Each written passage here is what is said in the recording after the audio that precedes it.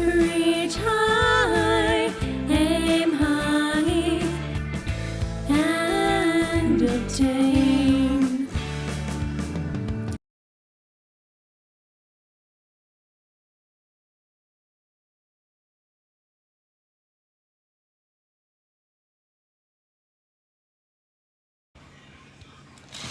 So we are doing our second batch of my version of Dr. William Davis's Reuteri yogurt, and this is my version of it, which means it's heavy cream based.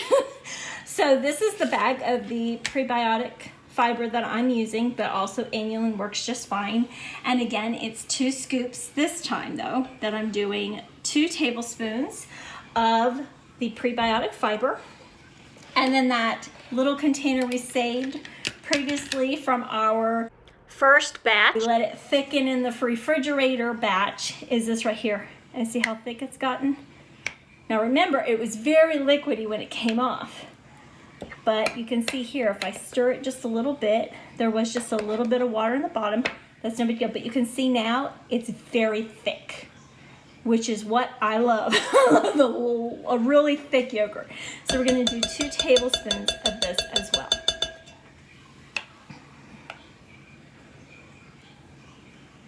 So it's a 2 to 2. So basically a 1-to-1 ratio. Now the reason that we're doing this now is because we've already got the culture in the yogurt. So we don't have to go out and get another capsule again. We can just use the actual yogurt we made. And that's how come I said the first thing I do after it's come out of the fridge, after it's processed and everything, first thing I do is I take the container out, I stir it, and I make sure I save. And that way I can make sure that I have the needed culture, because everyone loves this yogurt so much in the family, and I use it for a lot of different recipes that I will start posting here shortly for everyone to enjoy. That this makes it so much easier, and it's more cost effective this way than doing it any other way. And I want to show you also what you can look forward to. Now it might take a couple batches to get to this point, but this is my version, most recent batch, what it looks like. And you can see here, see how thick that is? This is what, after a few times, because it will start out on the runny side, because you can see this is a bit, you know, it's a good quality yogurt, but it's not as thick as this. I mean, you can see how thick this is. This is what you can look forward to after a few weeks and months of doing this. And each time the yogurt will actually get thicker, because why? I'm using the heavy cream. So this is what you can actually look forward to. And you can see there's very little water now that is in the bottom. There's no separation really now. It just makes this nice crust on top, or I like to call it a crust because it's almost like a protective layer to the underneath. And you can see this is very gelatinous. It's very thick. I think this is a very quality Greek yogurt that I don't have to worry about any separation going on with.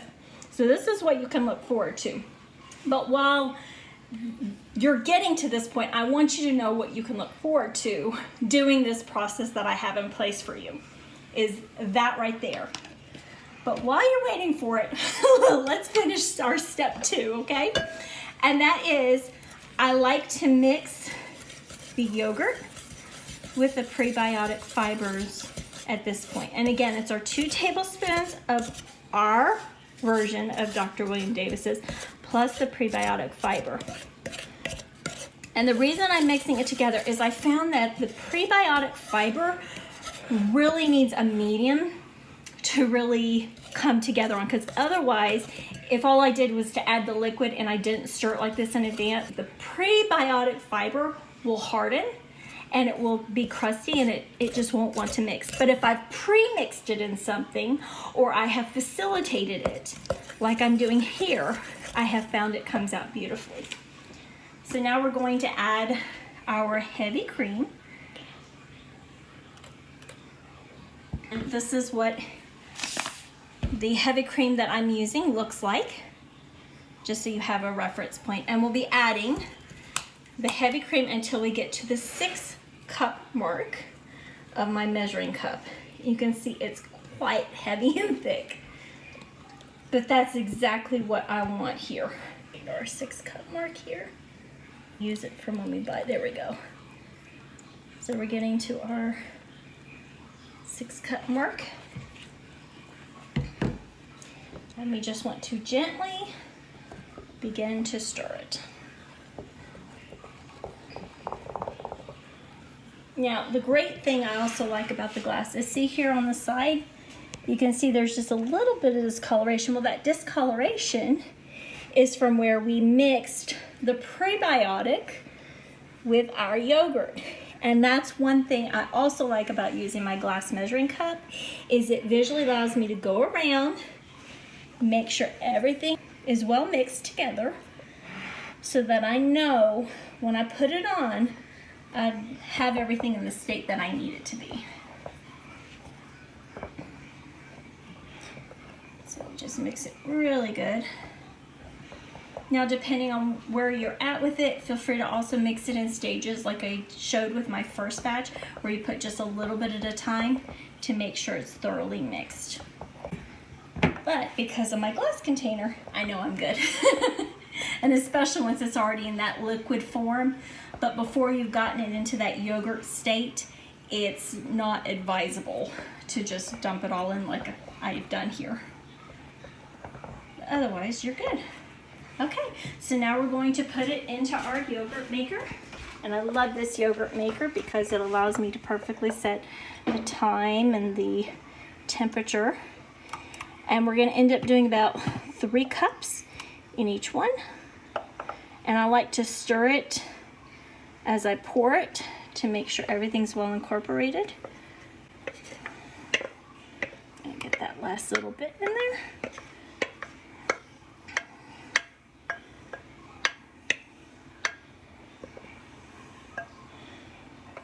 Okay, and then we're going to add about 4 cups of water. Now we're going to put our lids back on. I like to lift up the corner just a little bit and press down. It gets rid of any air that causes the lids to puff up. See, if I don't do that, see how puffy that top is compared to this? So that's why I like to lift the corner, press it down. It also gives it less space to potentially have condensation. That's just my opinion. And then we're going to add the water, and I'm using filter water, to the yogurt line of our second batch here. Okay. And then we are going to put our lid on, move this in. I'm gonna find the right numbered plug in. There it is, number 1 to number 1. Plug that in. And then we're gonna set our temperature by doing a negative to 99 degrees. And then we're gonna hit start. And then we're going to do the minus sign, or at least I do the minus sign because it's quicker, and get to 36 hours. Hit start. And now we're good to come back in 36 hours and it will be done. And then we'll take it from here, wipe off the containers, put it in the fridge, and then we officially have our second batch of yogurt ready to go.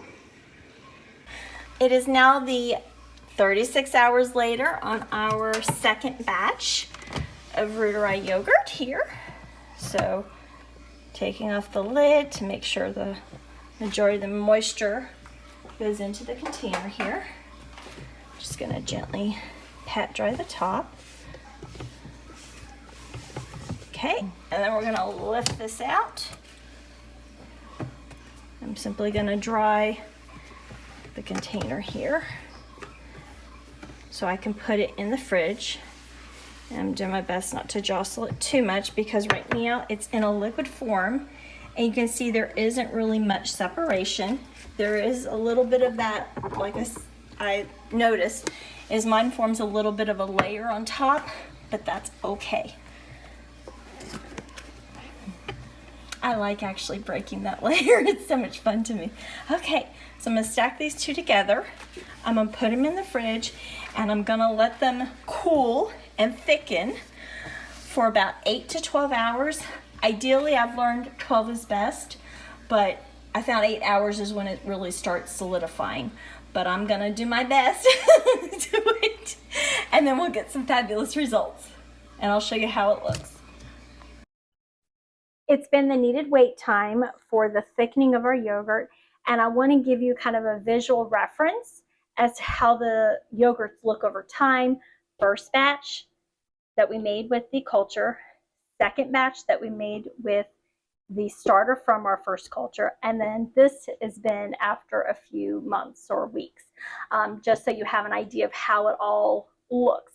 So first batch, I had just a little bit left in the second container, and I put it in the first one, but you can see there's water going on, but you can still see it's very gelatinous though. Okay, now in regards to our second batch from the first one, you can see it has a little bit of that top layer that I mentioned. So if I press down into it, you can see that water is starting to form, and you can see it a little bit on the bottom there. There we go. If I push down, you can see the water that's formed. But you can tell it's not a lot compared to what well, if I go from where I first started, which was not with Dr. Davis's culture, it was a lot worse in regards to the water until I converted to using the heavy cream. But even then, it just felt like the culture would die or like it needed refreshing, because I wasn't getting the results that I felt like I should be from the amount of money, time, effort that I was putting into it. But as soon as I switched to Dr. Davis's version, that's when I really started seeing the health results, and that I could keep repopulating those batches with the prior starters like this. This was our first batch.